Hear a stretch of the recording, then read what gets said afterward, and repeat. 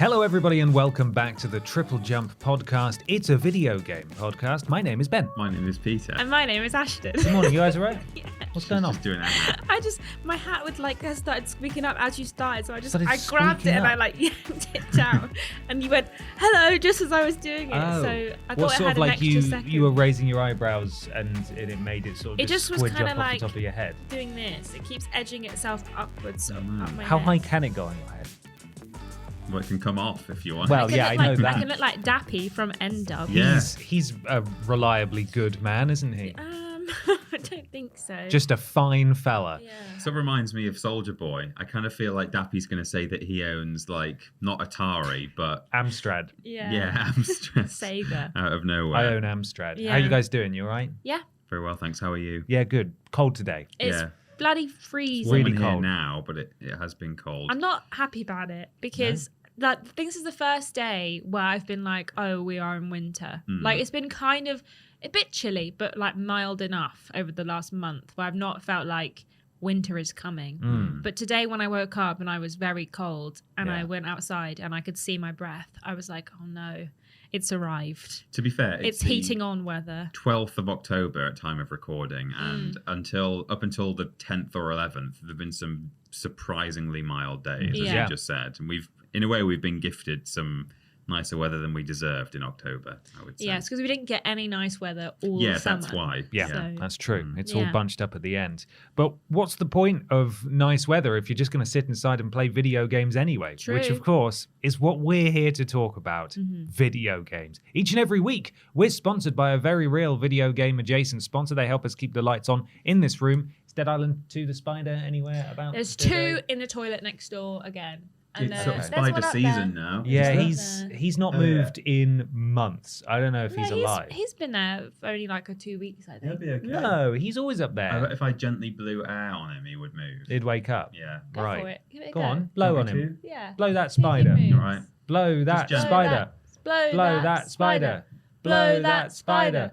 Blow that spider. Oh, he didn't. Is he moving? He's moving with the blow. I can't tell I if think he he... might be moving.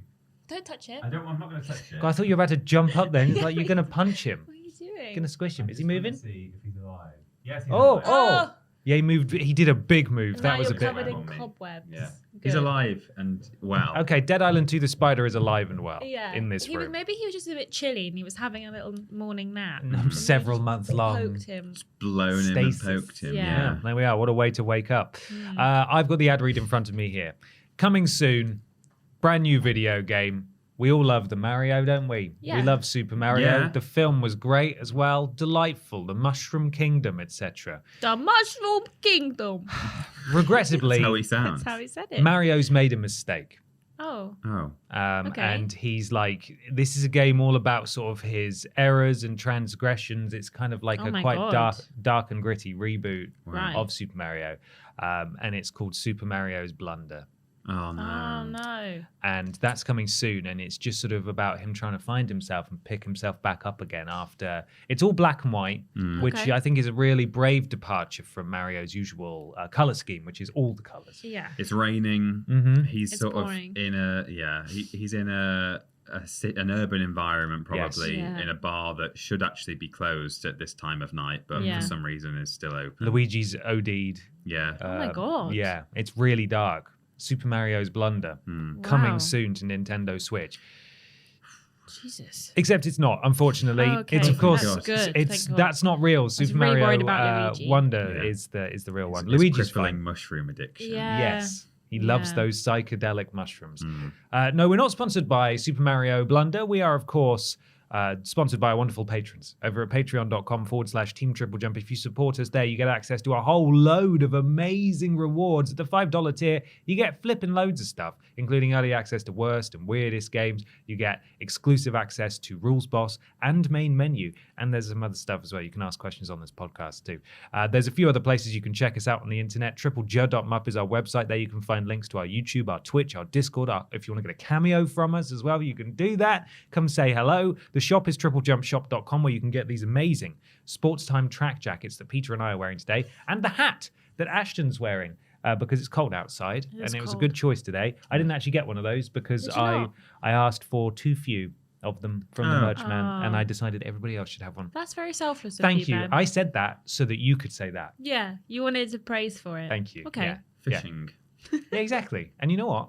It didn't actually make me feel any better. Oh. That's a shame. Because like your head's Still your cold. head's Still cold Yeah. and selfish. Cold. So patreon.com, /Team Triple Jump is where you can go to support us and get access to all those amazing things. And we really appreciate all of you. A few things out on the channel this week, Ashton Matthews. There is a big old ranked list. These two ranked.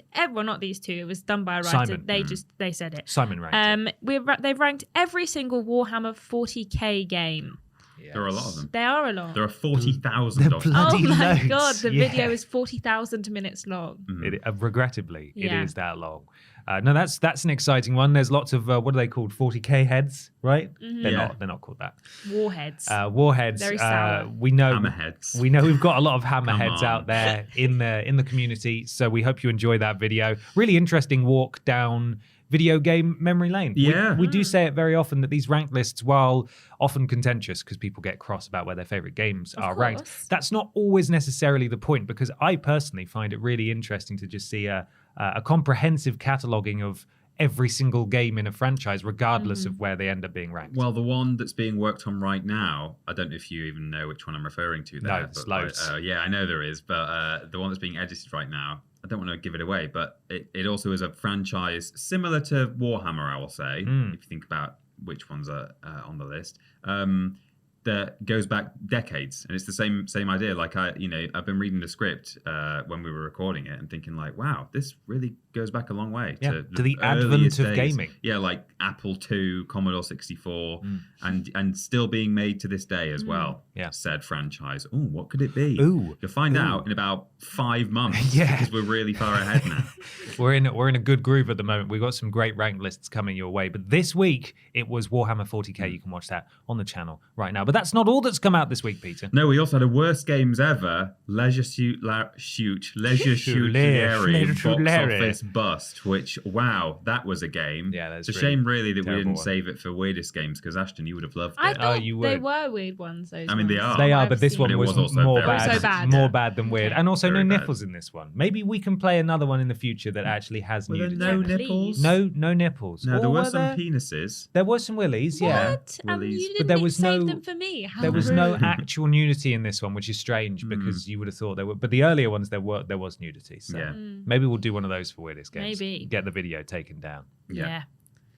We also had an announcement, didn't we? tomorrow, later Tonight. today. No, yes. Later today. What?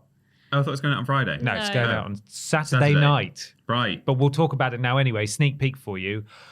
The Tatterpeel Tatterpeel is now open. It's now Open open. now. It's Will this open evening. now. No, you Now. can send it now if you want to. Yeah. Yeah. We are now accepting your tat for this year's Tat Appeal. If you are in the position to send us some worst or weirdest games to be featured on those shows, or any other nice thing that you'd like to send to us, feel free to do so.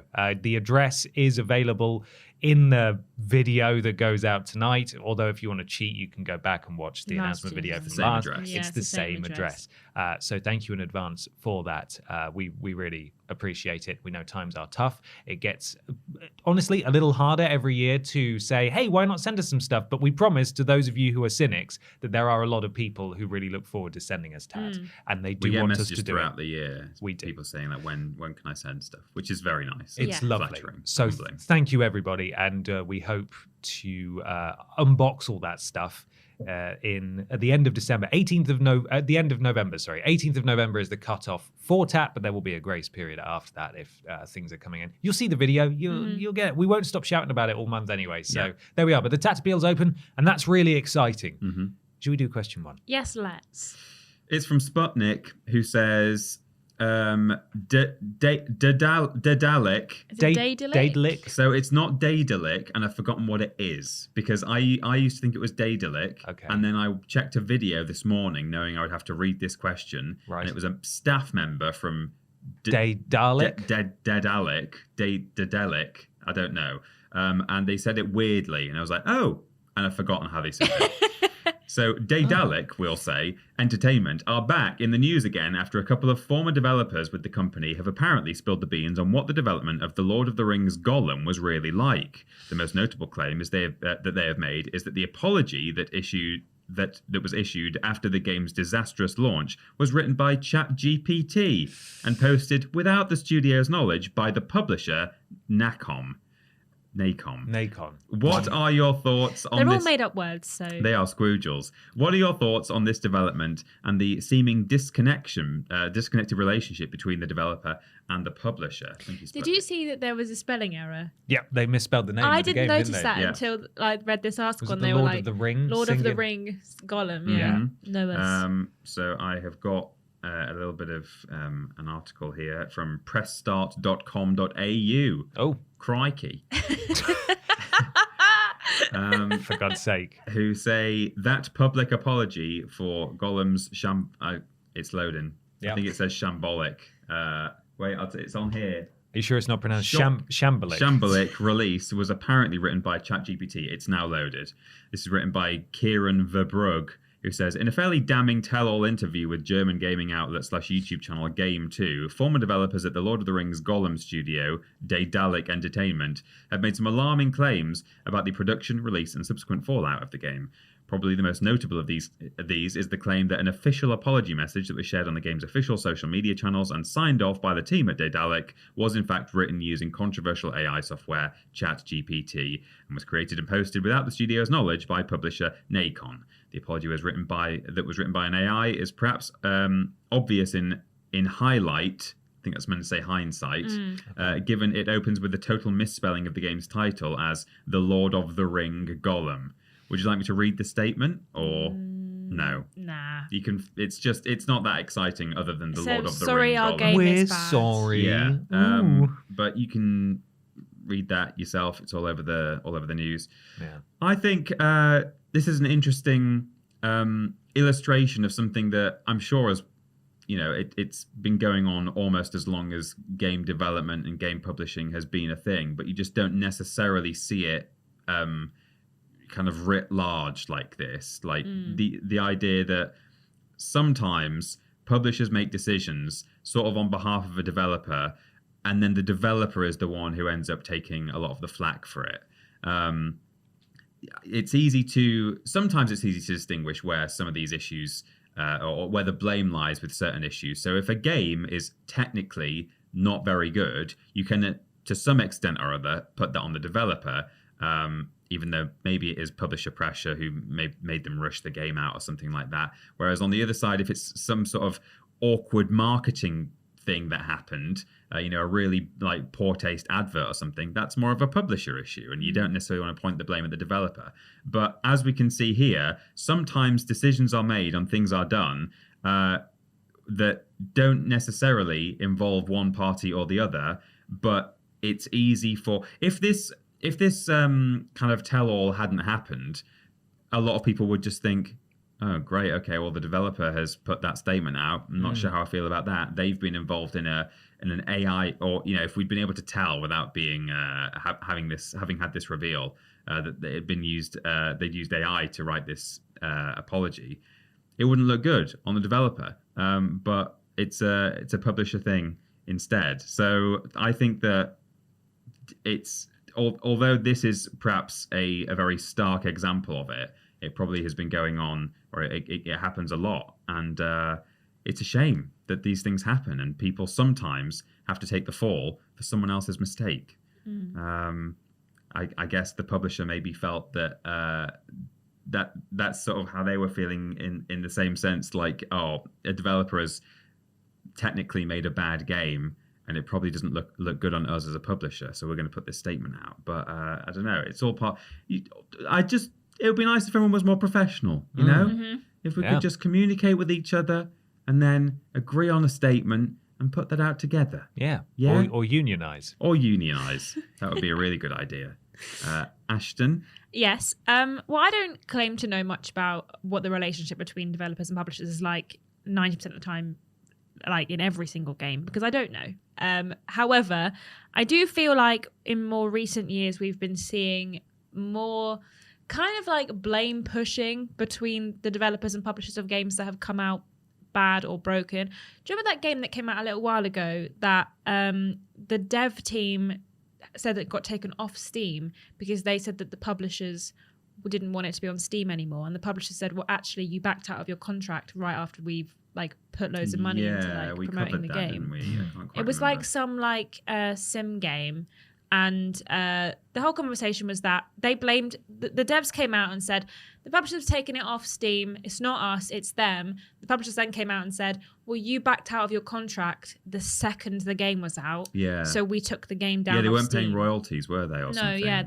They said like they did all of the advertising for it, and then they were like, cool, thanks for that, we don't need your help anymore, and then weren't going to give them any of the money from the sales and stuff.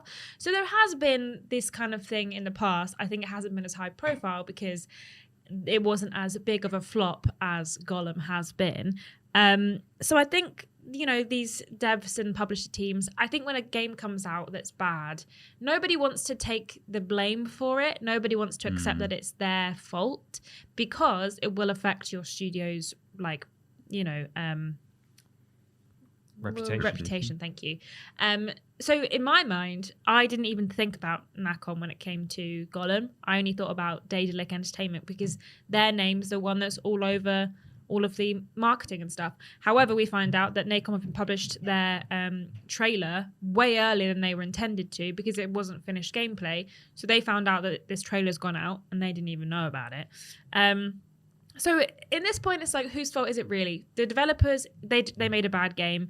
The publishers saw it was still a bad game and still published it, and then went behind their back and put the apology out afterwards. So I don't think anyone's particularly faultless in the whole Gollum situation. But like you say, it'd be nice if everyone's a bit more professional and maybe just kind of respected the consumer, really. That would be nice. Yeah, I think this whole thing is a big old mess, and it's not surprising that Gollum turned out bad when this was the relationship that the developer and publisher had. Yeah. I'm surprised that the pressstart.com/au/crikey article said the most notable part of this interview, when actually that's not true at all. This obviously is kind of shocking and sort of like, well, of course they did this because it was Gollum. How much worse could it get? But the interview actually reveals a great deal of basically just the publisher being right bastards, taking advantage of very young developers who don't know any better, working ridiculous hours. Apparently they had a very low budget for the game, for a game of this size. So it was basically they were battling up, the developers were battling uphill the entire time. And you're right, they made a bad game. But the circumstances for them to make a good game were not necessarily available to them. And that's dreadful, obviously. It's just a complete mess all around. And as you guys have said, with the publisher just going behind their back at several points and just pulling the rug from under them, there was just no way this could have ever been good. It just doesn't look like it was possible. But I would lay the blame more at the door of the publisher than the developer, because, yeah, they made a bad game, but it really doesn't sound like they had many other options. I don't think they could. Under these circumstances, they probably could never have made a good game, or at least to the standards that people would want from a Lord of the Rings game, at least. But yeah, total mess. And I can't remember now. Is Daedalic shut down? I believe they did, so. Didn't they, in the wake of this? I don't know if Nacon's still kicking about. I assume they are. I think they are. This is a big black mark on their name, as far as I'm concerned, at least. And I hope this conversation that they had with what was it, Game 2 on YouTube. I hope that that a lot more people hear about kind of how crappy Nacon were in this particular situation. It makes you wonder how many times this sort of thing has happened and we've not heard about it. So like quite often when a game when some of the blame perhaps lies at the door of the publisher, who were kind of rushing something out, or the budget wasn't there, or they were mistreating the developers or whatever, that does seem to come out often enough, and we do hear stories of kind of bad practice from a publisher. But I bet there are instances where this doesn't happen, and people are maybe like legally required not to start speaking out about oh well, I'm a developer from such and such, I know our game was rubbish, but actually what you don't know is Bobby Kotick had a gun. Yeah, exactly. So it does make you wonder, does this happen more than we tend to hear about. Absolutely has to. yeah. Right? 100%. Well, yeah, has not to. does it happen more? Because I'm sure Like, it does. Yeah. It's But just when does it happen? It's just the nature of systemic abuse across any medium, isn't it? People are scared to talk out for fear of retribution against them and their careers, as a start. And then most of the time, when you hear about this stuff that's been broken by Mr. Schreier, it's usually off the record with sources at. Very very rarely will people go on the record with their own name. Because it can just backfire for them massively. Yeah. The personal stakes are really high for people who speak out about this stuff. Well, I also think that like a lot of the time, people who do speak out, they do tend to come from the developer side of the game. Yes. Like I feel like a lot of the time we're hearing that obviously the publishers are kind of the bad guys in these situations, but I also just think that developers tend to get shafted a lot more because you normally hear of a dev company closing down. It's not very often you hear of a publishing company going bust because like with this situation, Daedalic took the brunt of the abuse and they felt the repercussions of Gollum way more than Nacom did, and that has happened before and it will happen again. The publishers kind of get away with it a little bit because they're like, well, we didn't make the game, we just gave you it, so we didn't actually do anything wrong. That was this guy over here that made all the mistakes. It's kind of a scale model for just industry in general, isn't it? Like exactly. the boys and girls working in the factory, screwing the bits together, doing all the hard work, but they get the least thanks often. I mean, not always. Sometimes a developer gets huge due praise, but certainly when things go wrong, it's easy to then say, well, they made it. It's nothing to do with me. All I did was try and sell it the best I could. I mean, it's not all the time. I think big publishing companies do get the brunt of it more than like the smaller dev teams that they hire. But like for the Sims example, Maxis are the developers. But if you've got things that you don't like about the Sims, they're normally aimed at EA rather than the Maxis. Yeah, so it changes a little bit. But I do think for a smaller game like this, the devs tend to fare worse than the publishers. Yeah, agreed. Well, it's time for a section that we've never done before. Yeah, I came up with it, went for a walk along the beach, and it just came to me. Oh my goodness. Okay. Yeah, and I thought, and I was walking with my toes in the sand, and I thought, do you know what's going to be a great segment for a podcast? What? Yeah. A segment that I have, so a working title called What We Playin'. Ooh. Right.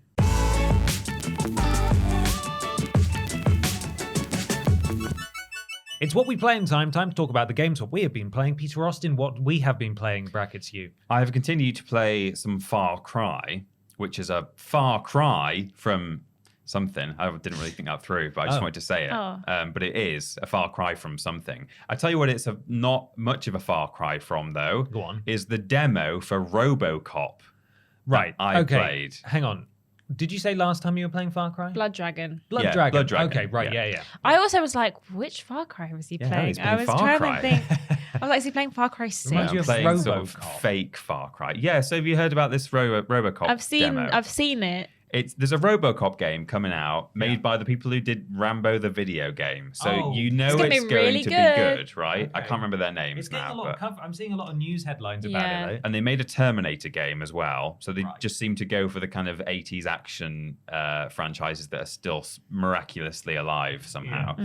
And I saw it like trending the day after the demo had come out. And I was like, okay, what's this about? And all the coverage was like, all the headlines were worded like, we played the RoboCop demo and it's actually good. Yeah. Like, what? So I think the demo is only available on Steam, even though it's going to be a sort of a multi-platform game when it releases. I might be wrong. Maybe it's also available on console, but I played it on Steam. And it is actually good. I've enjoyed it quite a lot. Okay. It's about an hour or so long.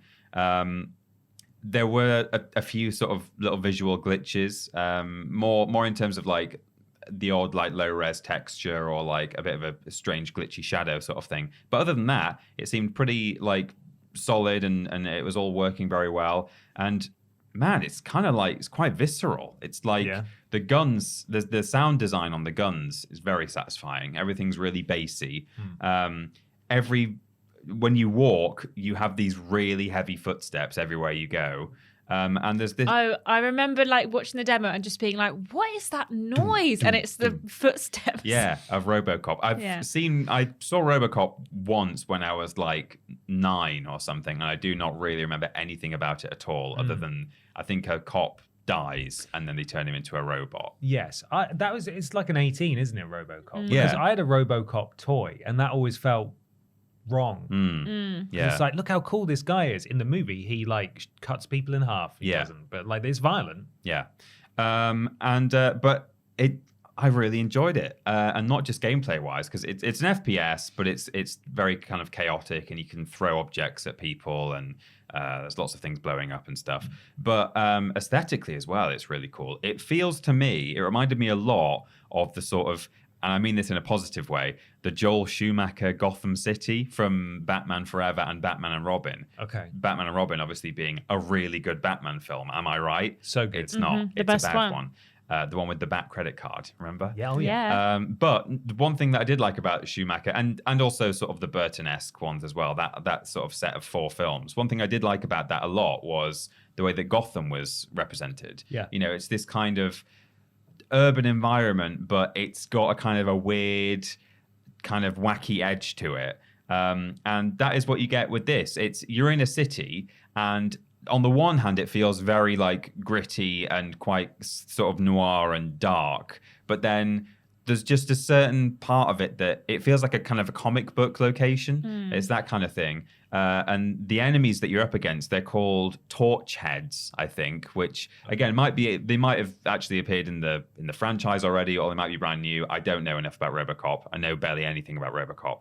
But they're all a little bit like the Joker, basically. They're drug dealers, and they're all kind of like wired and wacky, and they've got colourful hair and stuff. So they're all these sort of clown-esque criminals.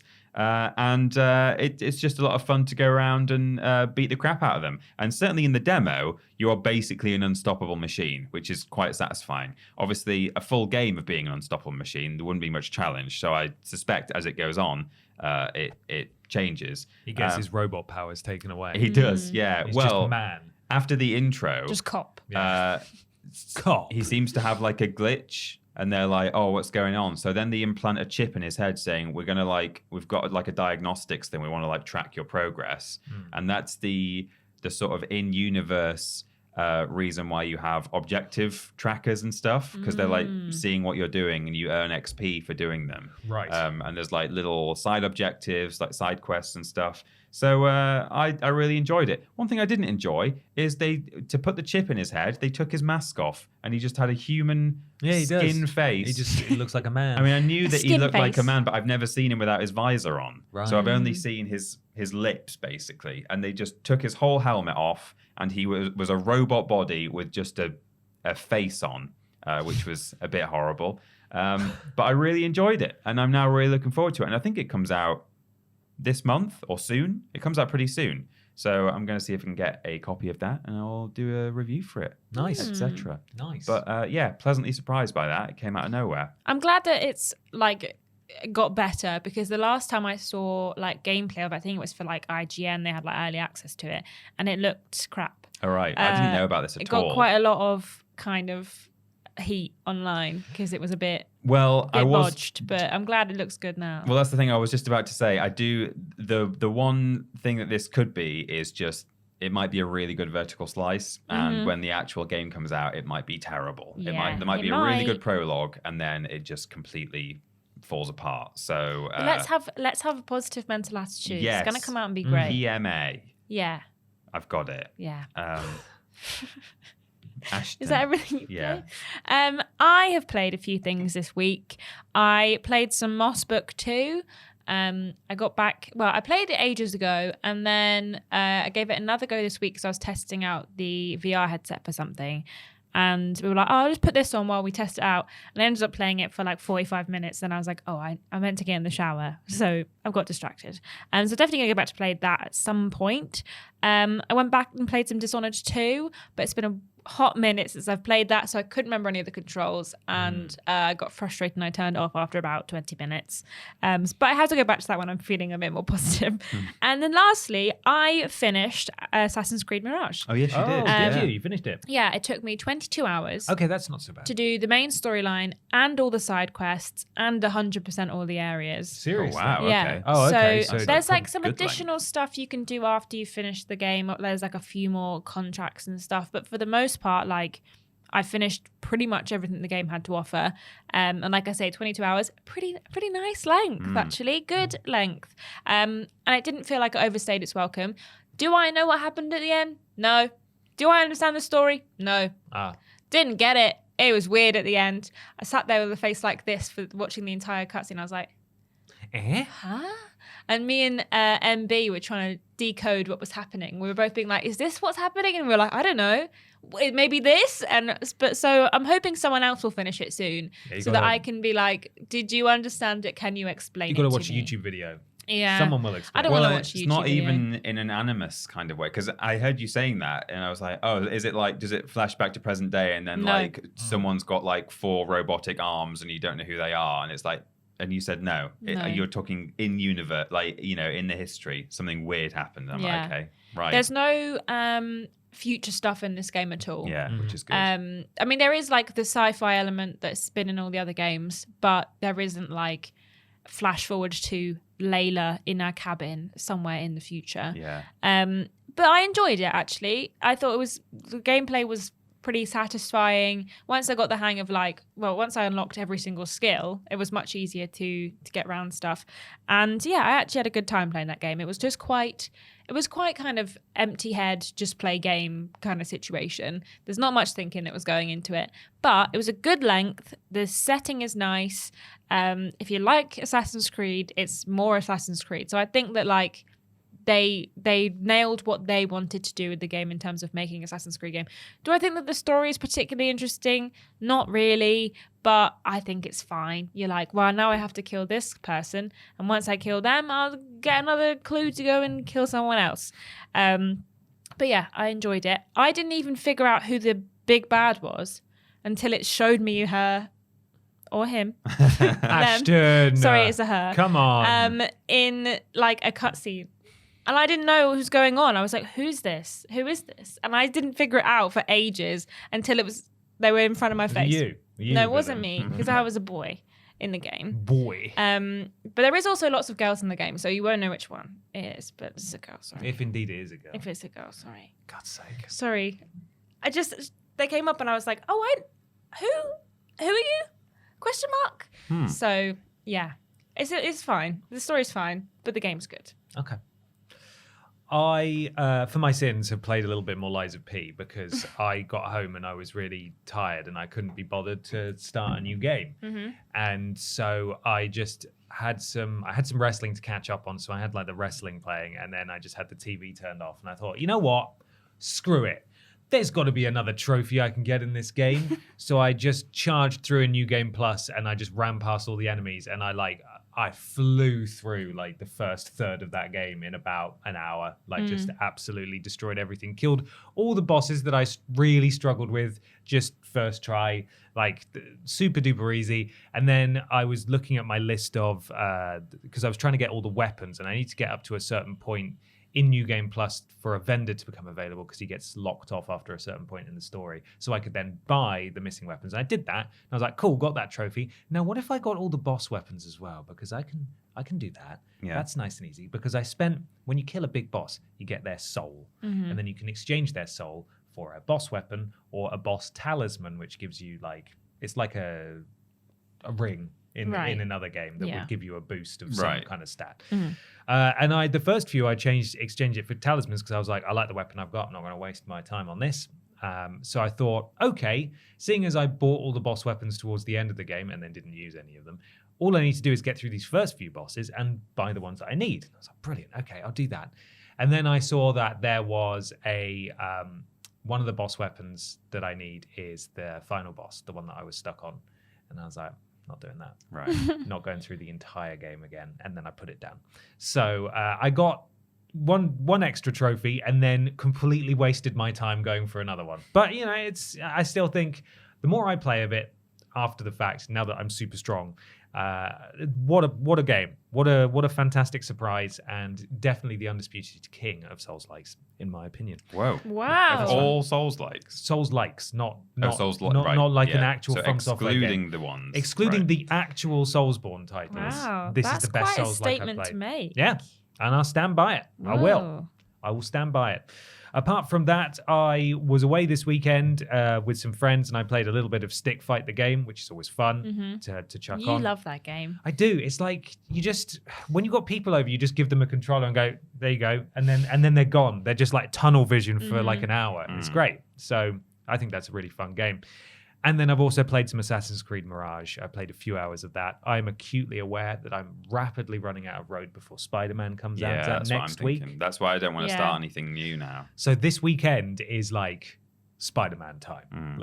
Sorry, Assassin's Creed time. I need to finish it. So the fact that you did everything in 22 hours gives me hope that I can get through the game. And you don't have to do everything. No, I don't. And I probably won't either. No. God, he likes to jump off things. He does, doesn't he? Oh, it's like, it's really doing my head in. I shout at him all the time. I was talking to Ciaran and Fraser this morning about it because I think Fraser's finished it and Kieran's very close to the end. Yeah. And I was saying, like, how is the free running for you guys? And they're like, oh, you know, it's all right. And Ciaran said, no, he jumps off all the time for me as well and gets stuck and stuff. I think the problem is that there's a button that you hold for free running. And when you're climbing up the side of a building, you're not supposed to hold the free run button. And that's a very difficult thing to tell yourself not to do. And so oftentimes, the way I described it earlier is that Basim will basically look like he'll be a naughty cat. Yeah. So he'll like his pupils will dilate and you'll be like, don't, whatever you're about to do, don't do it. And then he will like turn 90 degrees and leap off. And you're like, oh, Basim, what are you doing? It's really annoying when Behave like yourself. You're near a hay bale or something. Like if you're climbing a like watchtower. You're just like, hey, bale. And he'll just, just go and you're for like, it. you've pressed X to go up. And he's like, did you mean You eagle dive? you And mean I'm hay- like, no, hay I bale, didn't, right? Basim. I would love it if he didn't even turn. He just like arms by his side and just like flopped off in the direction of wherever the hay bale was. But it's not even that funny. No, he's really annoying when he does that. Also, I find the stealth to be a bit hit and miss personally. Yeah, I get is. spotted a lot, and in the end, I just have to kill loads of people, which doesn't really feel in the spirit of things. And then I pull down 3 posters, and they forgot that I ever existed. It's very video gamey in that sense, very much a return to original Assassin's Creed for better or worse. There was only really like one point outside of like a main quest where I managed to get my notoriety level all the way up. And then there's like, when you get it all the way up, there's a guy with 2 swords that comes to get you. And I didn't realize that he was meant to be like a specifically hard enemy to fight because he was like the high notoriety one. So I was like just fighting him as normal. And I was like, why does this guy keep kicking my ass? What is going on? And it turns out it was just because special boy. he was a special boy. Yeah. But if you kill him, then all the notoriety goes away. Really? Yeah. He's a bit the guy. a bit like in Saints Row when like if you destroy like the tank, everyone just forgets about like, you. you know what? He destroyed a tank. You can stay alive. I don't care exactly. anymore. So hopefully by the time we speak next week, I will have finished this game. But we'll see. I'm honestly not holding out much hope. It's just every evening this week has been so busy after work. I just have not had time to play anything. So hopefully this weekend. Are you in the main city now though? Oh yeah. I'm a good few hours in now. I've taken out like maybe the first proper target that you have to research, and now I've got like a few other options that I'm investigating. So I'm on the way. You're on the way. And who knows what gender the villain will be? I don't know. Total bloody mystery. I know. No. Who is it? You don't know. I think it might be a boy. Oh, I think it's a boy. okay. It's usually a boy. Boys are so cool. Yeah. Only boys can be bad. Yeah. Should we do question 2, Ashton? Yeah, I'm really sorry that I said it was That's a all girl. right, Ashton. I'm going to be looking at every female character with absolute suspicion now. There's actually quite a few. There are a lot. So it's not like there's like one woman in the entire game and you're like, it could be this one. Yeah, it's not like Summer Game Fest where there's one woman. Yeah, you She's actually the encounter quite a few women on your travels. It's okay. It's all right. Anyway, sorry. This question's from Chris McVeigh. Hi, BAP. Valve have announced some news for the future of Counter-Strike Global Offensive following the release of the sequel/update Counter-Strike 2. Namely, there is a legacy version of CSGO available for users of low-spec machines and Macs, which are not supported on CS2. And this will lose official support at the end of the year, with the CSGO name essentially going dark after 11 years, and Overwatch doing the same thing for its sequel last year. Do you think this spells the beginning of a trend? Will games in the future future always be update in place sequels that leave the original game inaccessible, or is this something that only makes sense for long-lasting multiplayer/live service games? So if you haven't heard about this, CS2 released recently, and they got rid of CSGO. However, they stopped supporting Macs for Counter-Strike 2 because apparently there's not enough players. This was as of 22 hours ago. You can now no longer play Counter-Strike 2 on Mac because they said there's not enough players, so we're not going to bother doing it. That's what a mess. I assume Counter-Strike Go had enough Mac players? Yeah, I think so, yeah. Oh, boy. And Counter-Strike 2 quickly became Valve's lowest rated Steam game. After it came out. God. I'm just going to read you the headlines that have come out in the last 2 days. Okay. So it's the worst rated game. They killed CSGO on Mac OS and won't launch a Mac Counter-Strike 2 either. So you can't play Counter-Strike on Mac at all now, or even the second one. The HUD changes left people feeling nostalgic, which is good because they miss CSGO because they got rid of it. Then they said that you can actually play CSGO, but they've put it back on Steam now after the fact. But it has a twist because get away. You have to give a blood sample in order to play it. Yeah. It's still playable via Steam, no less. The legacy version of CSGO is accessible via the Counter-Strike 2 Steam library. So if you want to get in, all you need to do is find Counter-Strike 2 in your Steam library, select properties, select betas, and then click CSGO, the original version. I love PC gaming. So it's a frozen build, apparently, so you can play forever. But you cannot do any official matchmaking. So you actually can't really use it that much. So yeah, it's all gone down very poorly, much the same as Overwatch 2 did in getting rid of the older version in place of a new version that's just the same game, but a bit worse. Yeah, it's a valid tactic. I'd like to play devil's advocate here. It's a valid tactic for publishers/devs to retire the older version if they want to migrate that user base onto the new thing. However, it seems almost exclusively that it doesn't go very well because people want the old thing and the new thing is not what they want. But could you imagine if every time a new Call of Duty came out, they were like, the other one's not going to work anymore. Well, that's the thing. We're just going to absorb it. It's still live. When I did the launch games videos, like I was playing Call of Duty games from 10 years ago still with like full servers that people like the nostalgia of it. That's why people like to go back and play these older versions of the games, because they have a fond memory of playing that game. That the new one, they enjoy it, but they have those memories and that kind of set idea of what the game should be. So that's why people like to go back to. Like you say, 10 years ago, I'm sure there's still people playing those 10-year-old Call of Duties because they like them so much. So it's like a very strange decision, but like I say, it makes sense. Yeah, I think this only works in instances where either the new game is just objectively better in every way, which has that ever happened? I can't think of an example, but if it did, then I don't think people would have much to complain about. Or if the new game basically features recreations of all of the old content, so that if that's what you really like, you can still just go and enjoy all that aspect of it. Like if there's certain maps and game types and characters that you like, they're all still there and you can play those, and then here's new stuff, which in a sense just sounds like you're adding an expansion to the old game rather than, but if it's like strictly speaking a new game but just features old legacy content, then that could maybe work. Reminds me a little bit, although this was done the other way around, of when Crash Team Racing Nitro Fueled came out, and it featured all of the that other racing game, Big Norm and stuff. Oh yeah, like Nitro Kart. It had all that stuff in. I know that's not exactly what I just described, but you can have a game that like features sort of other content that people are nostalgic for, and that in itself can appeal to people. This also reminds me of, you've talked about some other examples there, but also reminds me of Warcraft 3 Reforged, which I believe is the same thing, where if you try and go to the Warcraft 3 launcher now, it basically will only let you play the new bad version of Warcraft 3, which is a game that still has a massive following. I believe there are still ways that you can play the old Warcraft 3, but not in a straightforward way. I think it's like you're having to backdate to old versions, and then does it support online multiplayer? I think it does privately, but maybe not on like their servers. If they have servers, I don't really know how it works, but it's certainly not easy to play classic Warcraft 3 anymore, which is a beloved game.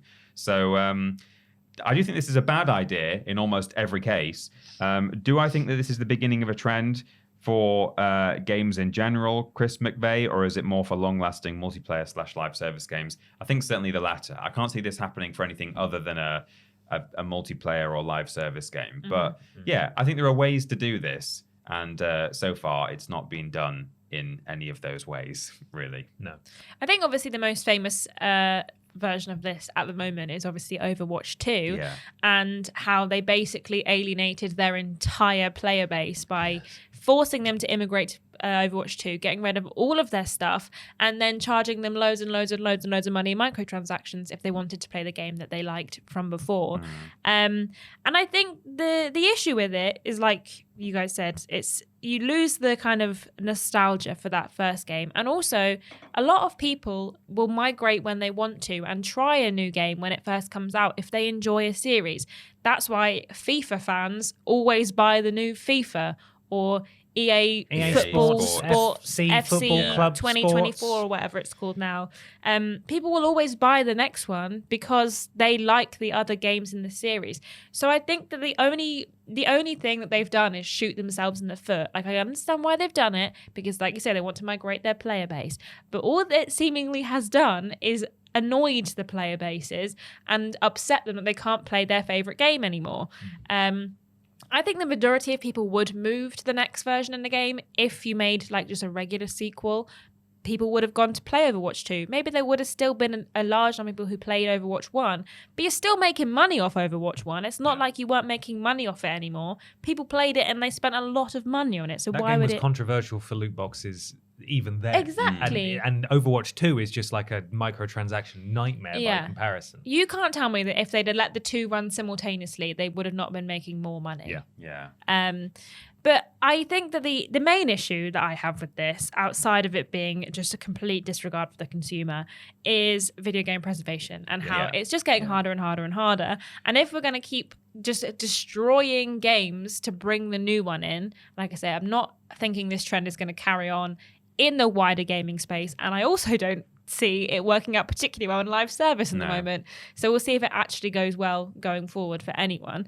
But it just makes it harder for anyone to play these old games. We've said before that games currently coming out are basically going to be unplayable at some point in the probably like quite near future, because we're not going to be able to have all of these online updates once they discontinue support for these games. So it's going to be hard as is. So if we're just going to start getting rid of games as things come out, then I mean, it makes it even harder for us to ever be like, back in my day, son, these are the games that I liked. CSGO, it was amazing. My favorite game. All right, Grandma, back to bed. Back to bed, That Grandma. game doesn't exist anymore. Yeah, we're on CSGO 43. Yeah. And it's all one big game. Yes. So that's my main issue, is that video game preservation is going to be more of a nightmare if this is the way we are going forward. Similar to Warcraft, Bandai Namco actually did a very similar thing when Dark Souls Remastered came out in 2018, and the PC version of Dark Souls, which was notoriously not good and had to be fixed by modders, they then replaced it on Steam with the new remastered version, which introduced so many more new issues, and players were like, great. So now I can't get access to the existing one that was fixed, and you've given me a new broken one. Thank you so much. And then that had to be fixed as well. Yeah. They do seem intent on shooting themselves in the foot. And you're right, it is a preservation issue as much as anything else. Fortunately, as we have seen with a number of different games that require online servers, there are some very clever folks out there who will find a way to keep these servers going. It's nice that CSGO has been brought back in some capacity, even if this was a harsh lesson for Valve to learn, and it's not so straightforward to access it. But yeah, it's a real shame. Not every game is a live service game that can be iterated on like Fortnite, where yes, maps, game modes, characters, whatever will be retired and taken out, because otherwise the file size is just going to balloon and balloon and balloon. Yeah. But then they can bring them back later as like a seasonal special thing. Like, oh, you remember this? It's back now. We can play it for like a few months. And so, yeah, we will reach a point where if we do enter the live service hellscape that we've been promised by all of these fantastic publishers who keep trying it and keep failing at it, then we will reach a point where, for example, Spider-Man 3 launches and its live service. The version of Spider-Man 3 that we play at launch with the story arc featuring the Hobgoblin will probably not be there 3 years into Spider-Man 3's life cycle, and you may never be able to access it again. So what does that mean? I don't think people are as precious about game preservation when it comes to live service games. But if everything becomes live service, then obviously that's a whole new issue that we have to consider, particularly if there's significant story stuff locked behind it. I don't think we're going to get there, though. No. I think the way that Fortnite do stuff is sensible and like good. The way that they change their game and they like adapt things. Obviously, they have their seasons, and at the end of the season, they've hyped everything up so much, and they've done so much for the players, like to get them excited that when the next thing comes in. I mean, admittedly, most of the players are 12, so it's a lot easier than, CSGO, for example. But people are excited for the next set of things, and they don't mind the things that have been taken out because they've given context for it. There's been a world-ending rift in the sky, and now we're in a different universe, which is why there's a different map and different characters that are available. Like, it makes sense. Maybe it's a whole brand new game, really, if you think about it, like a whole brand new set of things to do. But you've had enough of a build-up that it feels like it makes sense and it's worthwhile. Instead of just being like, can't play that game anymore, have to play this game. You wanted that game, have to go play this one. It's the only one you got. Not necessarily completely relevant, but because it will still have an offline single-player version that you can play. But WWE 2K22 servers are being turned off soon. Are they really? That came out last April. Same with Marvel's Avengers. That's going. Yeah. You can't buy Marvel Avengers on Steam anymore. No one's playing it I won't anymore. miss it, but yeah. That's the problem. But 2K22, that's just, it's just over a year old. And I know, again, they want everyone to play online in 2K23, but come on. I don't think even, FIFA and stuff turn off their servers that soon. You can probably still play online in like FIFA 2020 or whatever. So, but that's it. You hit the nail on the head. Is that they just want you to play the new game, and they don't trust you to not just go, well, I'm happy with 22, so I'm just going to carry on playing this though. Thanks, I'm all right. They don't trust you to do that. They trust that you will do that unless they say, well, no, I'm not going to let you. You have to play this new one. So I'd prefer it if they just shamed us. You start it up and it goes, ooh, cringe. Yeah. Playing this Poor one? Povo. Poor. Povo can't afford the new game. You're still playing Call of Duty on PS3. Cringe. Get a PS5. Just it's got only some, £500. Some teenage girl, like a video of a teenage girl being like, this guy's playing 2020. Yeah. No. Gross. Stop. I like this one more. Nerd. Anyway. It's all buggered. Shall we move on to something a little strange? A little peculiar, perhaps. Something in the news? Oh, it's time for weird news.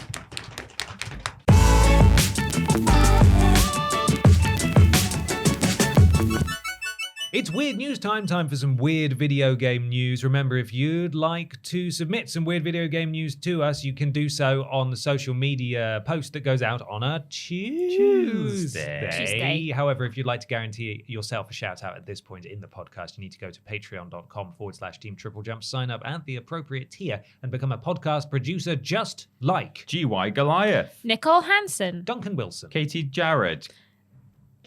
You've committed. I've decided. Okay. Eric Siu, Potato Shack 99, Melody L. Bonnet, Nexus Polaris, Gabrielle Philipping, Blake Thomas, Janet Wicks. Wicks, and Great Giggity. Wow. Thank you, Giggity. podcast Welcome, producers. Great Giggity. Thank you, podcast producers. Appreciate you all. Peter, have you got some weird news? Got some weird news that was submitted by Lloyd Williams at LloydW90 on Twitter. It's from Kotaku, written by Zach Zviesen, or Zviesen. Or Garrett, maybe. Big Oil is using Fortnite, TikTok, and Twitch in an effort to convince kids that fossil fuels are cool. Oh, for God's sake. Good. Shell, We're in the worst timeline. Yes. Shell knows young people are worried about climate change and hopes some Fortnite maps will fix that.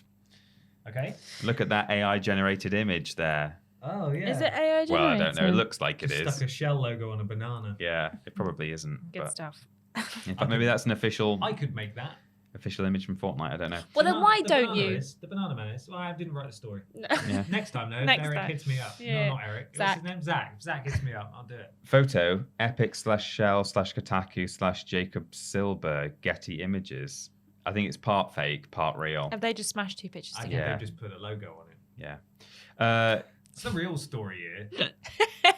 Kids today only care about online free-to-play shooter Fortnite. Full stop. That's what they only care about. Have you spoken to a child recently? They don't even talk about how great gasoline is. Luckily for us, one large oil company wants to change that using Fortnite, TikTok stars, and Twitch streamers. Welcome to hell. Yes. Yes, Zach, I feel like that. Climate change is bad. I think we can all agree on that. But for kids who have long lives and futures ahead of them, the prospect of the planet turning into a nightmare sphere of extreme weather and chaos is particularly scary.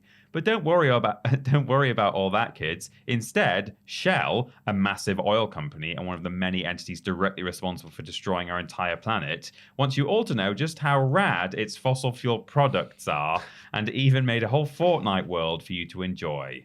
But to truly enjoy it, you'll need to use Shell's V-Power Nitro Plus Premium Gasoline, of course. How are kids going to use that? As reported by Media Matters earlier this week, Shell has partnered with map creators to develop Shell Ultimate Road Trips, a Fortnite world featuring 6 different areas to explore in the car of your choice. In the middle of these worlds, players will find a lonely, sad-looking Shell gas station acting as the map's hub. The campaign, part of Shell's pivot back to focusing on gasoline over clean energy sources, is is designed to promote the company's new and improved premium gasoline. This is the worst timeline. The idea is that in the map, players will need to occasionally fill up at the central Shell gas station and use its new V-Power Nitro Plus fuel. You know what? You know what? I respect them. There aren't many people on this planet that could go, tone deafness? What's that? Yeah. I'm just going to take the biggest, worst swing I could possibly take. It's very evil genius mode. Like, it's very Robbie Rotten vibes. It's so unreally oblivious. It's like Marlborough doing Overwatch 2 content or something. Where you have to smoke a cigarette without getting shot. Yeah. You have to use the V-Power Nitro Plus fuel to successfully navigate obstacles and courses. Are the obstacles like extreme weather events? Are they wind turbines? Floods. To help promote this terrible collaboration, Shell has enlisted various TikTok creators and Twitch streamers in an effort to connect. You should be ashamed of I was going to yourself. say, this is a handy list of who not to follow and watch then, isn't it? People who've Although, sold to their be honest, souls. let's be honest. If Shell emailed us and said, here's 10 grand. And say, hey guys, here's not even 10 grand. Here's like what's the fuel called? V-Tech. V-Power Nitro Here's Plus some fuel. V-Power Nitro Plus fuel. Vouchers. Hey, vouchers. You can go to a Shell garage and you can get it. Could we? No. You wouldn't. Not even as a joke. No, not even as a joke. Okay. Well, my car is diesel, so... You're even worse. You're running on diesel. Oh my God. We're going to kill the planet. No, my car is very eco-friendly. For a diesel car, it's my road tax is £12 a year. Great. Wow. I mean, to be fair, my car is over 10 years old, so it's probably quite bad for the environment. cycle. But okay, well, we can't all live as close. My car as you runs live. on D's nuts, so To help promote this, TikTok creators and Twitch streamers in an effort to connect with larger audiences made up of mostly younger individuals. Their target audience. This has made me so sad. Which content creator on TikTok would have to say, like, while doing a dance, like, have to say, buy the new V Fuel or whatever. James James you know Chupesky. what? They make a valid point. Maybe I will. Well, there's James Chupesky, or there's that new guy that we recently discovered. I think his name's Raheem, and he sings songs on TikTok Live. And if he said it, maybe I'd be like, "Hey, maybe fossil fuels aren't so bad." We know that James is very affordable, and if James wrote a song and he got in the pocket of Big Shell, would that make you sad, or would you be like, you know what, he's making some? I don't think James would. He likes the environment. He was a Boy Scout. I don't think he would. Okay. All right. Media Matters reportedly I think identified... you put him on a pedestal. He's going to let you down one day. No, he won't. I'm about to name and shame, guys. Okay. Identified at least half a dozen streamers, incling folks like, and these James are all Chupesky. hyperlinked as well, Punisher, Nate Hill, Chica, and Brooke AB, or Brooke Ab. I don't watch any of those, nor I've have I never ever heard of any of them. No. So I think we're safe. With a combined Twitch following of over 5.5 million subscribers. Jesus. Who helped promote Shell's Fortnite map and fossil fuel products during sponsored streams that racked up over 1 million views. I wonder if they have been identified, not knowing anything about them, not that I watch any Twitch streamers anyway, but I wonder if they were identified as having demographics that are potentially a little less give a crap about the environment. Yeah, You know? maybe. Those people also did posts on Instagram, Twitter, and TikTok. And Media Matters also identified 3 content creators who advertised the Shell X Fortnite map in several videos posted on the gas company's official YouTube, TikTok, and Instagram accounts. It continues. It gets worse. How? How can it possibly get worse? The creators directly promoting Shell's gasoline propaganda have a combined audience of 8.5 million TikTok followers, blah, blah, blah, more stats. In August, Shell even paid out for a sponsored post on IGN, as well as a 3-part series featuring IGN staff playing Fortnite and exploring the Shell-sponsored map. The videos are covered in Shell logos and featured on a fancy IGN-hosted website dedicated to the oil company's Fortnite map. That's so sad. Subheading. I feel genuinely like this has actually upset me. I feel very sad. There's now a subheading saying, kids aren't buying this crap. So there might be some That's solace here. good. Right. So how's all this money and effort paying off? As far as I can tell, not great. For example, looking at the IGN article, it's got only 2 comments and both are negative. On YouTube, the IGN videos have mostly received negative comments from viewers, with many calling out the outlet for sponsoring an oil company. Elsewhere, the official trailers put out by Shell for their Fortnite creation are similarly receiving negative comments. The article continues, but that's basically it. Okay.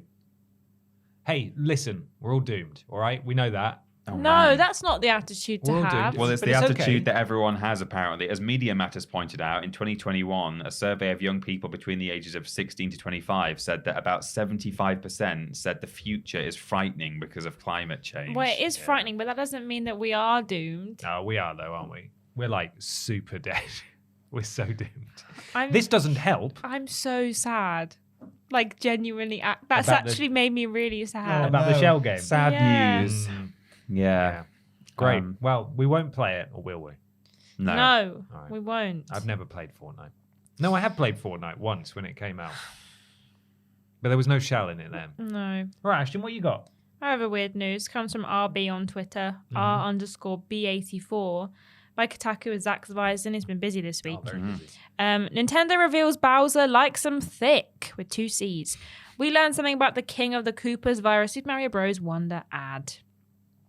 Bowser is attracted to Princess Peach. We didn't need Jack Black singing about it in the massively successful Mario movie to figure that out. However, according to official Nintendo marketing materials, it seems Bowser prefers his princess bigger and thicker. Super Mario Bros. Wonder launches later this month, adding to what might be one of the busiest months in video games in years. The upcoming Nintendo platformer looks fantastic, featuring a fresh 2D art style, blah, blah, blah. Anyway, more about something else now. Bored of talking about that game. You going to talk about Fortnite again? No, I don't. It's weird, wild. Oh yeah, they can turn into elephants. That's the only bit of this bit that you That's need. it. It's weird, wild, and also apparently a big turn on for Mario's eternal enemy Bowser. Okay. That's reading a lot into Look that. at these isn't it? strange adverts I'm getting for a men's blonde wig. What have you been looking at I've recently? been looking at Halloween costumes. But I've just got a man just staring at me as I scroll down. Great. Look, I'm not making this up or basing this on some random conspiracies connecting deleted sprites, random voice lines, or Easter eggs together in some fanciful, hard-to-buy theory that's ultimately just fan-fueled non-canonical nonsense. No, the fact that Bowser is a man who prefers his lovers thick was revealed by Nintendo itself via the company's official Twitter account. This better be literal as hell, otherwise I'm going to be annoyed at Zach. In a short video posted on October 11th, we see Princess Peach hanging out in a white void alone. Suddenly, Bowser shows up with a tiny flower looking to make his move, but then a power-up from Super Mario Bros. Wonder, the elephant fruit, hops across the screen and turns Princess Peach into a plump elephant form. Bowser is shocked by the transformation, and for a moment, it almost seems like the iconic villain's preparing to leave as he yanks away the flower he previously offered. But nope. Instead, Bowser pulls out a larger, more impressive bouquet of flowers, pumps his scaly fist, and makes a noise I can only describe as horny growling. Oh. The video ends there, likely because it's a family-friendly game from Nintendo, and the wild sex that happens next is not something the company wants to advertise online. As you can probably guess by now, fans reacted with a lot of memes and replies that boiled down to people cheering Bowser on and celebrating his love for bigger women. Some also warned Nintendo the company had no idea what they had just unleashed onto the web. I think they know. Yeah. I think They've when done they it made before. the elephant, they knew Yeah. before Done they it even before. got as far as applying it to Peach. Those people are being silly. A quick Google search will reveal that fans have already been making art featuring Bowser and the elephant Peach, getting it looked at on any yet, months Ashton? before this ad was released. Oh, okay. No. It just seems like something you would be aware Before the ad was released, Yeah, they so people have preempted been it. making this, horny stuff online for a while. of. It's not like the internet. The internet do doesn't some need help Googling? coming up with this go on then. stuff, but I bet many are thankful Nintendo stepped in anyway to confirm their nastiest fantasies. Brilliant. Would you like to see the video? incognito. I'm being haunted by this man in a blonde wig. Like every other advert is him. Okay. She's there in her she is. void. Oh. He offers a flower. Yeah. There Yeah. it is. Here comes that. That fruit is massive. There she is.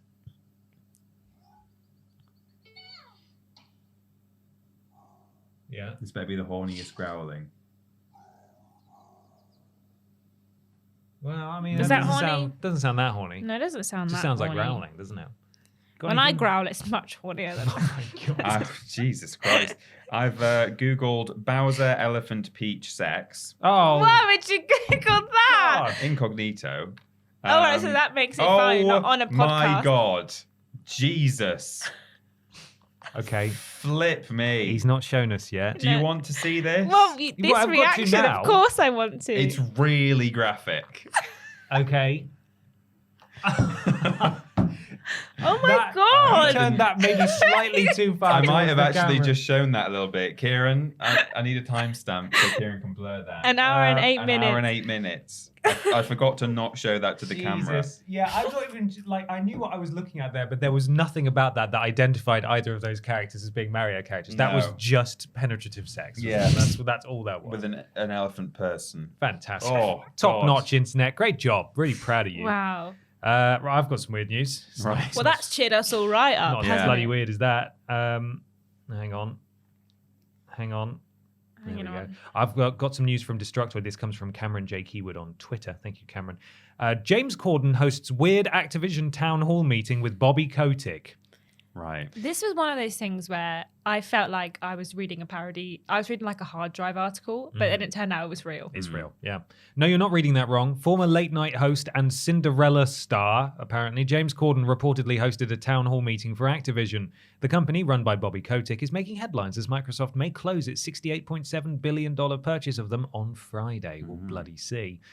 According to sources speaking to Windows Central, an internal meeting between Kotick and employees recently occurred. James Corden, and it says in quote, mastermind behind Carpool Karaoke, emceed the conference, much like Jamie Kennedy did at E3 2009. Unnecessarily, it says.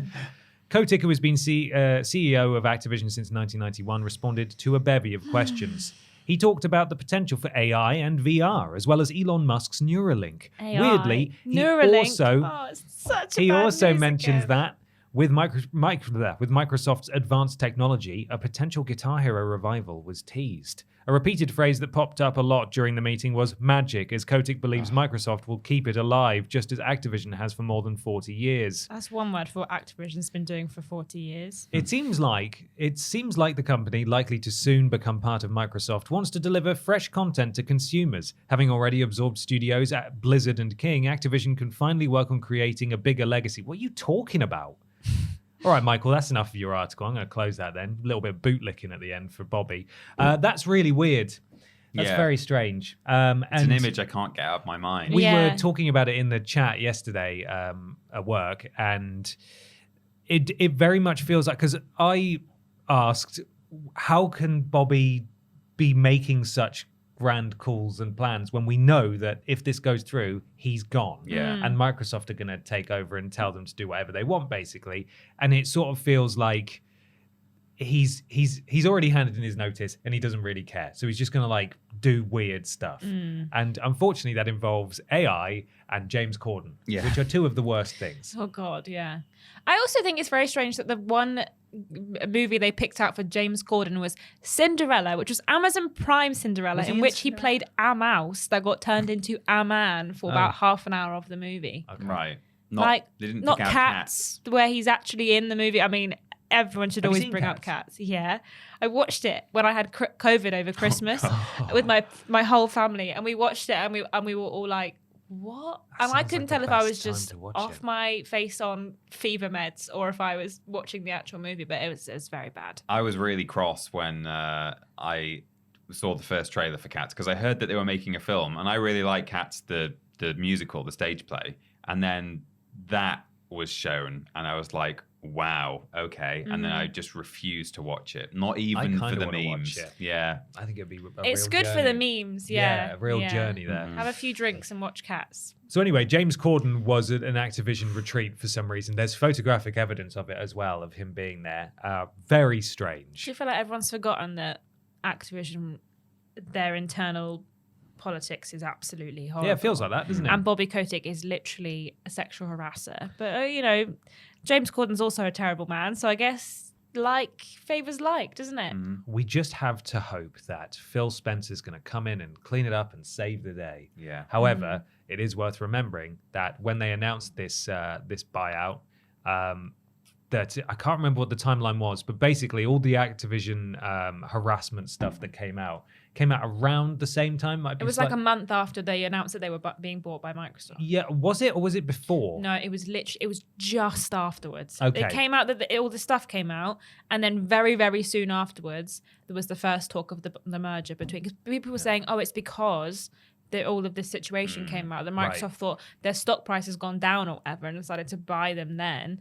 But then obviously this has been like a year or so in the making now. But it happened just afterwards because they were like, "Oh, and Bobby Kotick will be gone when we do the merger." Yeah. But he's also going to be about heavily compensated, £20 million more worth more. So, yeah, it's not the greatest of situations at all, really. Yeah. It's really bad. But anyway, hopefully this acquisition will be done and then Would you he'll like be to gone. look at Bowser and Elephant Peach porn again? Will that cheer everyone up? Yeah, actually, you know what? Yeah, we found some more. No, I didn't get any. I've not been looking well, at it. okay. I just want because you seemed sad again, so I I thought was like sad. it's probably still on Peter's phone. I reckon Don't like for talking later. about I didn't actually close James the tab. Corden. I locked my phone. Go on, show us So some when more. you open your phone again, Show us some more. the first thing We've you're got some going to time be. before we get to I the think big there were discussion. more results. Oh, I did close the tab actually. Oh, okay. All right, That's it's gone fine forever. then, He's not whatever. searching for it again. Anyway, That was weird news. It's time for the big discussion.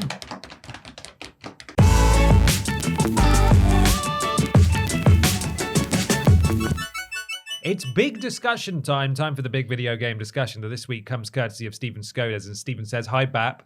Sony have just announced a new look PS5 coming this holiday season. What are your thoughts?" I've got a write up here from the PlayStation blog.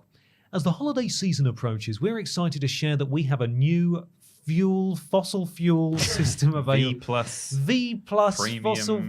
That we have a new PS5 model launching. To address the evolving needs of our players, our engineering and design teams collaborated on a new form factor that provides greater choice and flexibility. can I just say, Yeah. it's very Sony to just announce a brand new console in a blog post about 4:30 in the evening. We are not out of And the Jim one Ryan era trailer. yet, are we? Like, absolutely unhinged. A few hours later, my boyfriend was like, "Do you know they're making a new PS5?" I was like, "Yeah, they barely mentioned it in a blog post." They just It's ridiculous. sneezed it out onto the If I internet. didn't work in our office, I wouldn't have actually no sort of idea. seen or heard it anywhere. I've not seen it in sort of They've in my own put, time like, on social one- media or anything. One trailer on their YouTube channel, and the only reason I know that is because I follow their YouTube channel. Right.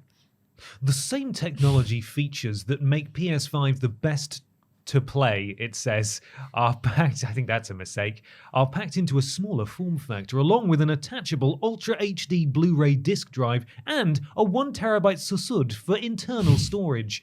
The new PS5 model will be available starting this November in the US at select local retailers and direct.playstation.com where available. It will continue to roll out globally in the following months. Once inventory of the current PS5 model has sold out, the new PS5 will become the only model available. I didn't realize they were discontinuing the current one for this one. Prices are as follows. In the US, PS5 with the Blu-ray disc drive, $499.99. Digital, $449.99. Europe, €549.99 and €449.99. In the UK, £479.99, £389.99, and in Japan, 66,980 Japanese yen, or 59,980 Japanese yen. A horizontal stand will be included with the new PS5 model. Also, a new vertical stand compatible with all PS5 models will be sold separately at $29.99 across the board, $24.99 in the UK. And 3,980 Japanese yen. A variety of PS5 console cover colors for the new model will be available starting in early 2024, including an all-matte black colorway and the Deep Earth Collection colors in volcanic red, cobalt blue, and sterling silver. So, yeah, this is happening. This happens every mid-generation with Sony. They release a new one. It did get me thinking, shouldn't it be cheaper? That's what I thought. Slightly cheaper? Yeah. Because we've already heard that per push square, Sony is using the opportunity of the PS5's smaller, slimmer relaunch to stealthily bump the price of the digital edition in the United States. While we already know that you'll need to pay extra for a standalone vertical stand, the organization has also made the decision to hike the overall cost of the non-Blu-ray unit by $50. This means, moving forwards, the discless device will increase from an MSRP of $399.99 to $449.99. The price of the Blu-ray model has not changed and costs just $499.99. So this was actually surprisingly difficult to research because I had to use the Wayback Machine and it was really bloody hard to work it out. But in 2016, PlayStation released a slimmer version of the PS4, which acted as in exactly the same capacity this does, in that it's smaller and it replaced the existing model going forwards once they sold all the original ones. That was the slim one launched at a price of £260.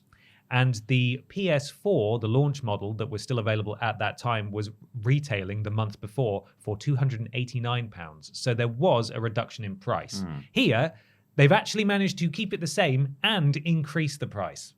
That's not very good, is it? No, it's not. And anyone who likes to have their console vertical will have to pay extra for a separate stand. I like the fact...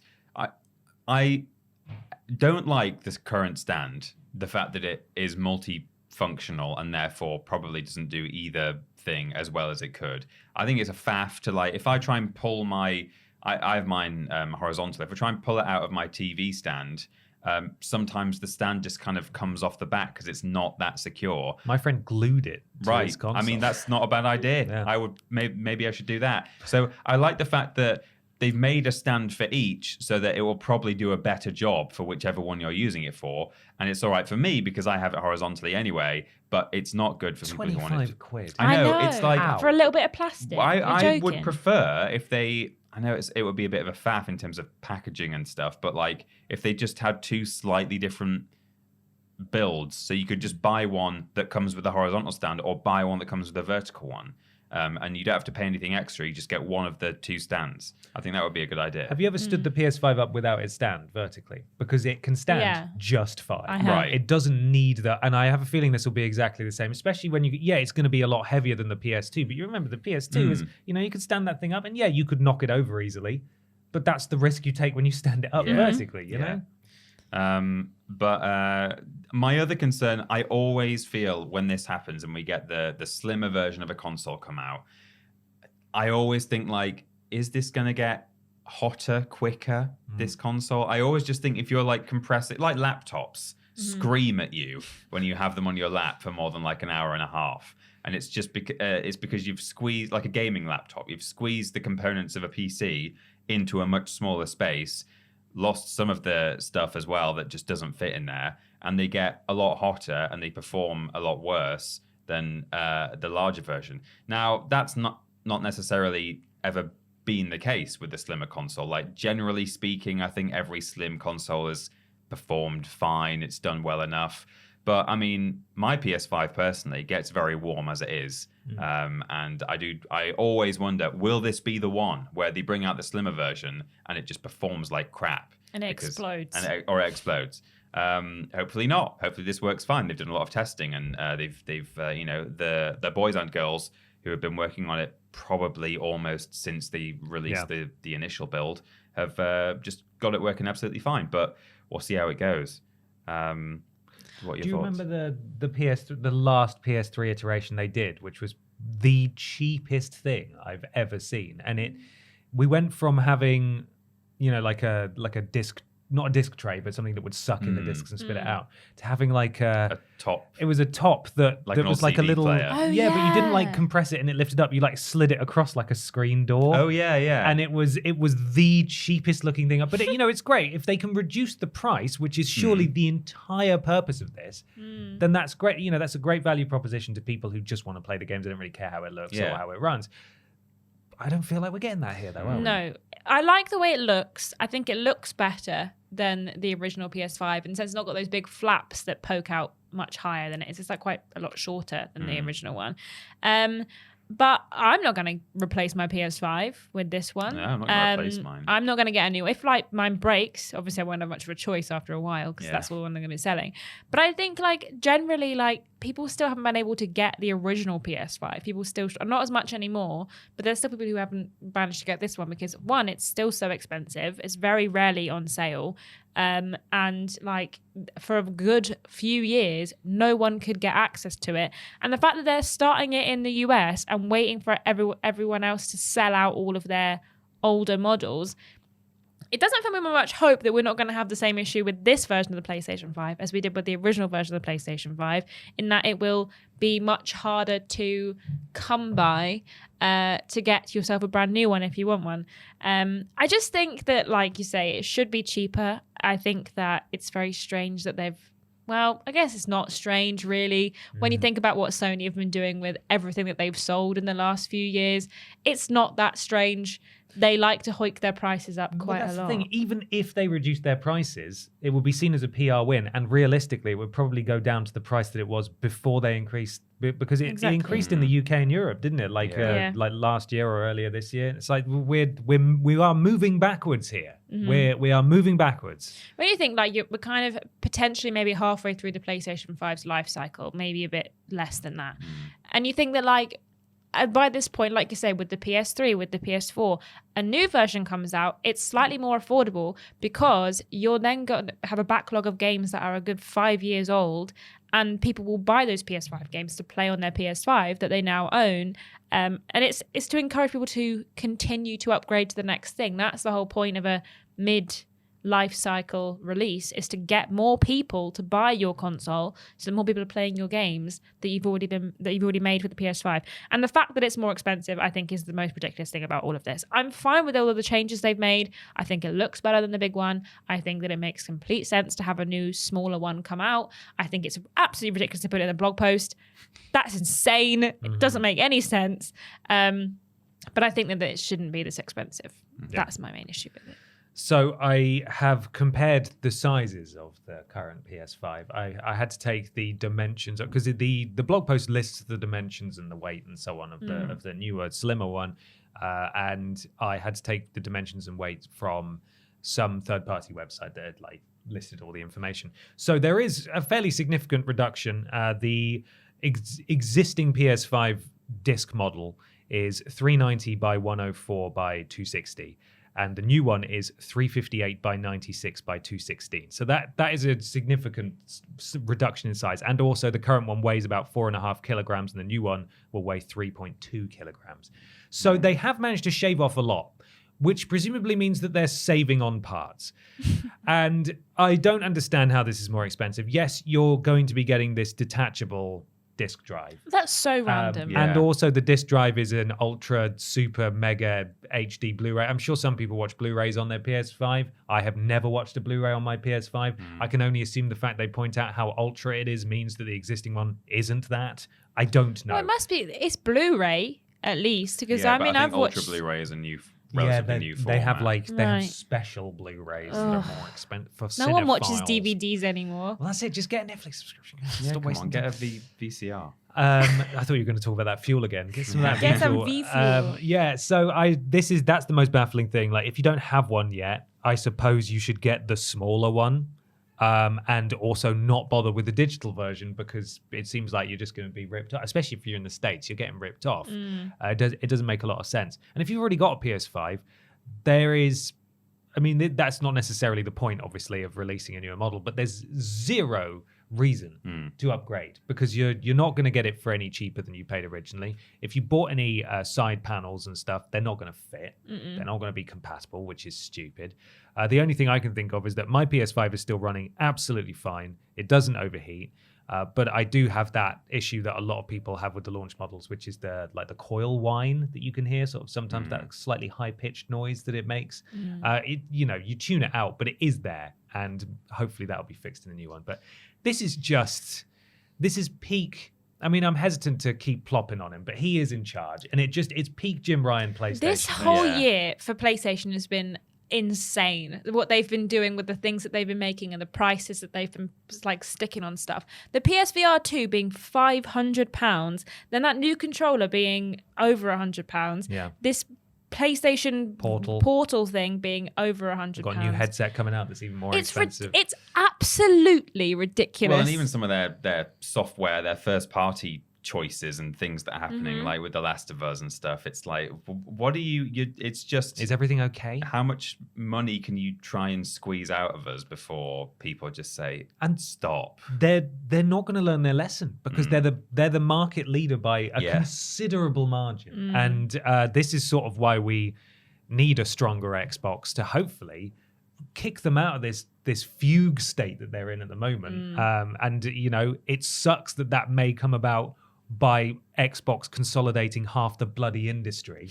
But if that's what it flipping takes to stop this sort of bollocks, then maybe that will never be necessary. Maybe they're comeback and they're like, you bought Activision, well, we're just gonna have to put all of our prices up because what's because that? you bought that. You bought Activision. Well, guess what? We're releasing a smaller version of our console for the same price. What are you going to do now, Phil? Huh?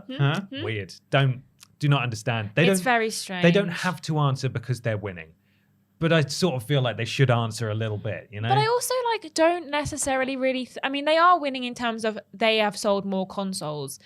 But I don't necessarily think that they are winning... They're not winning the messaging war with the core gaming They're not community. winning the consumer's kind of favor in any way. Everything they've been doing recently, I feel like has been making me more reluctant to be like, yeah, I much prefer PlayStation over Xbox, because at the end of the day, I feel like I'm getting much better value with Xbox. Yeah. I feel like they're not trying to extort me out of all of my money.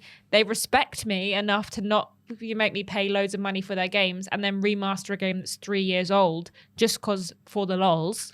But then we're all going to be playing Spider-Man 2 next weekend and be like, PlayStation's great.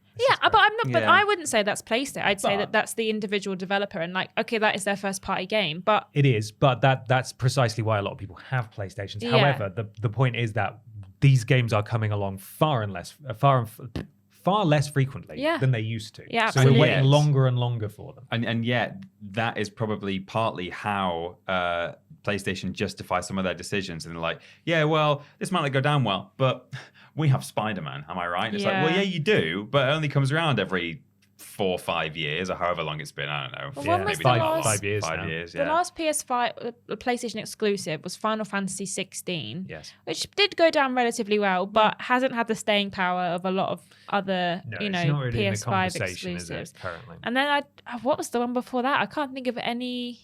It would have been some VR stuff, right? Maybe well, there's Horizon? VR. Yeah, maybe that was the last decent release they had. But really, there's only been Spider-Man. The Last of Us Part 1 remake. Well, I was going to say Yeah, Naughty The Dog Last of aren't Us doing Part anything 1. fresh at the moment, and No. they used to be one of the things I would say straight away. If someone was to ever question, oh, why PlayStation? I would quite happily and quickly say, well, just look at Naughty Dog's library for one thing. Obviously, we had God of War and Horizon last year, and that's great, and those were great games. But if you were to ask me on paper, like, do you think it's worth getting a PS5 now? I don't know if I could say yes, not for like those prices. It would certainly help the argument if we knew what was coming. Yeah. Because we don't. Mm. They No. had that dreadful showcase over the summer, which is meant to be the flagship thing that they do and have done all right at since they went quiet on everyone. But they didn't even do that very well. Everyone was very disappointed with the live service stuff we've seen so far from them that they've teased. No one's interested in that. No. And once Spider-Man's out, what's next? What is next?